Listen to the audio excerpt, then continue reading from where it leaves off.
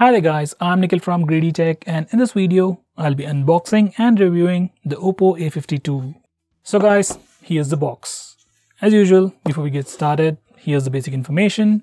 So this phone is available in 3 variants. Base variant starts at 15,000 rupees for 4GB of RAM and 128GB of storage, which by the way is not available right now, or you can get it in offline stores.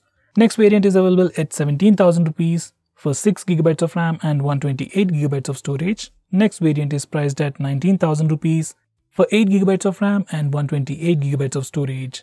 It's available in 2 colors, Twilight Black and Stream White. We have the black one in the 6GB variant. Now this phone is from Oppo. Well, it's obviously from Oppo. Its main competition would be the Vivo Y50. So if you're looking for a phone under 20,000 rupees, then this is something that pops up pretty quickly. So this phone really has a lot of cool stuff going on, like you get a massive 5000 mAh battery, fast charging up to 18 watts, and you also get dual stereo speakers, which is pretty rare in this price segment. So a lot of cool stuff for a basic user. Besides that, you're also getting quad camera setup and a punch hole design, overall making it look like a flagship. So without any further delays, let's just have a quick physical overview. On the front, it is a quick preview of how the phone looks along with the phone's name at the center, which by the way looks pretty cool. And in the top right corner, we have the storage information, that's 6GB plus 128GB of storage. On the left side, we have just some regular branding, the same thing on the right side as well. On the back side, we have some of the highlighting features, that's mainly a 1080p Neo display, 5000 mAh battery, quad camera setup and 18 watts fast charging. Now let's open it up. So at the top, we have a cardboard box, which has some documentation and a free soft silicone case. So as I've said, documentation and a soft silicone pouch. Next, we have the phone itself, which we'll come back to in a minute. Following that is a 18 watts power adapter, which by the way looks pretty huge. Next, we have USB Type-C charging cable. And finally, earphones. It's surprising to see earphones inside a box.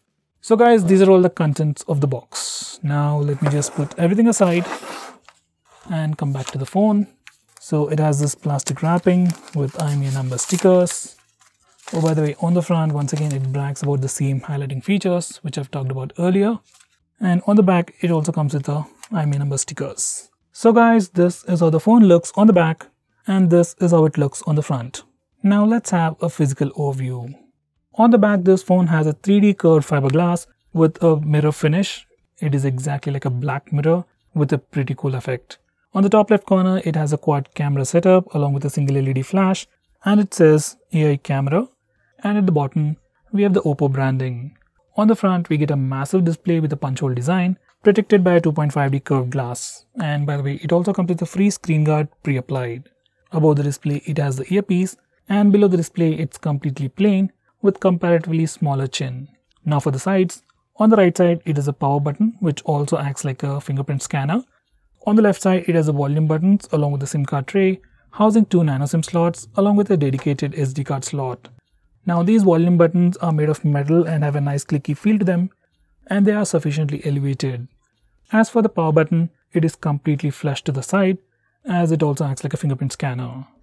As for the top, it is completely plain. And for the bottom, it is the audio jack followed by the primary microphone, USB Type-C charging port and the speaker grill. Now this phone has a thickness of 8.9 mm and weighs 192 grams. Initial impressions, phone doesn't feel all that thick, and even in terms of weight, it doesn't feel as if it's a 200-gram phone. Well, weight distribution seems to be really good, and overall, in hand it feels pretty good. Now let's try out this case.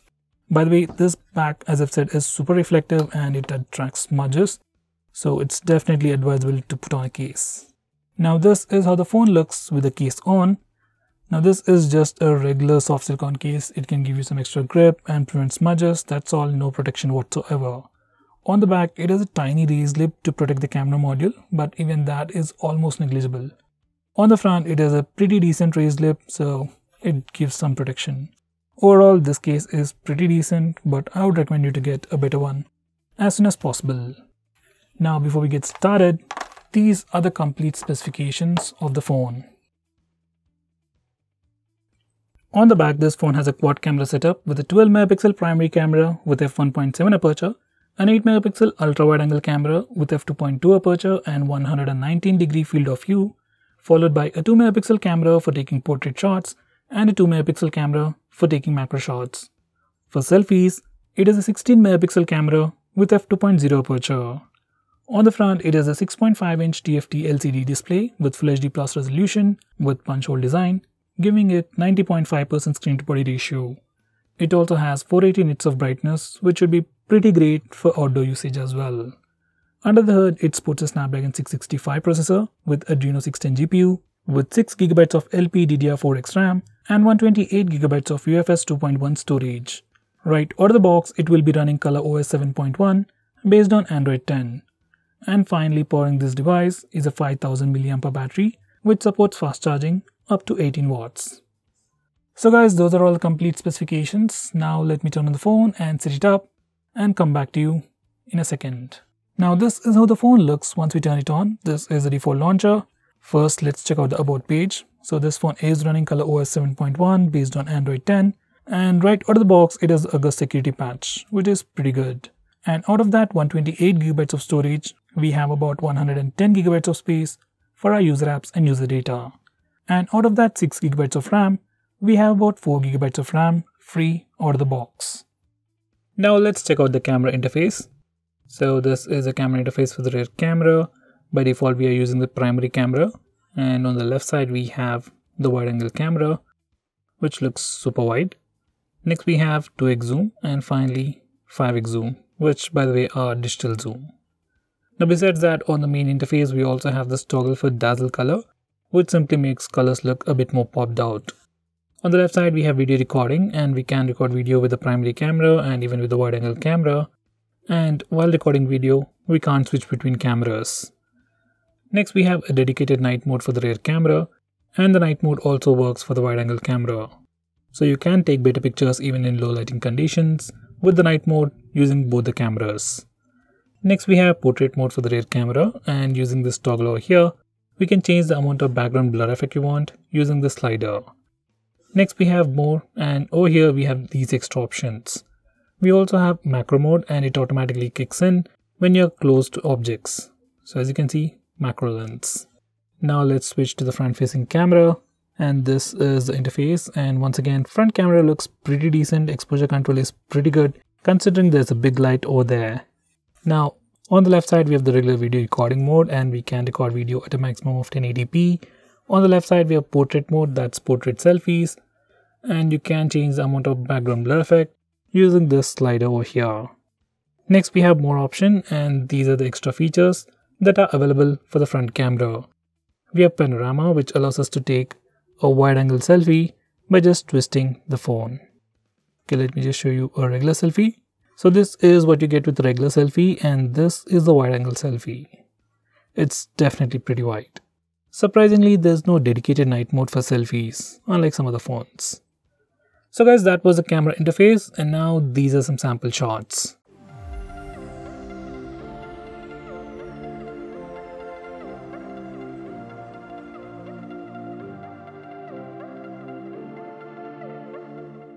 Now let's test the fingerprint scanner. This phone uses a power button as the fingerprint scanner, and I've already set it up. So let's test it. You just need to touch it to unlock. And for some reason it's not working. Let's try it again. Now it's working pretty quickly. So one problem with this particular setup is whenever you touch it, your phone unlocks. But whenever you touch it with the wrong fingerprint, it just gives you haptic feedback telling that it's a wrong fingerprint. So if I just hold the phone in this way, I don't want to unlock the phone, but it automatically tries to unlock the phone and creates an error. And that can get pretty annoying. So I would suggest you to change a setting related to the fingerprint scanner. Just go to settings, fingerprint, and fingerprint once again, enter your password, and now select screen off unlock and select firm touch. Now once you do that, no matter how many times you touch the fingerprint scanner, it doesn't unlock. You need to press the button to unlock the phone. And when the display is on, you can just touch it to unlock the phone. So this is a pretty cool feature, and this is something you should definitely do. So overall, fingerprint scanner on this phone is pretty good, pretty usable, and pretty reliable. Now let's test the face unlock feature. Once again, I've already set it up, and here we go. In good lighting conditions, it is super fast. Let's try it again. So it is super fast. Now let's test it in low lighting conditions. And once again, it is super fast.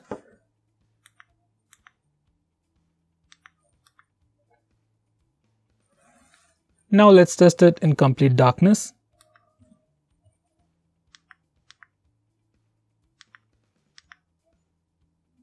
So guys, that was the face unlock feature. It works, it is super fast. Even in low lighting conditions and complete darkness, it does work, but it is slightly slower.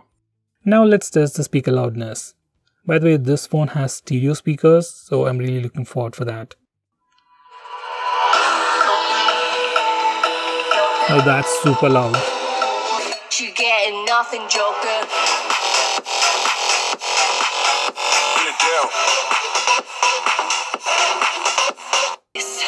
I've built walls a mile high to protect my heart, but now I'm all alone, stuck on the inside.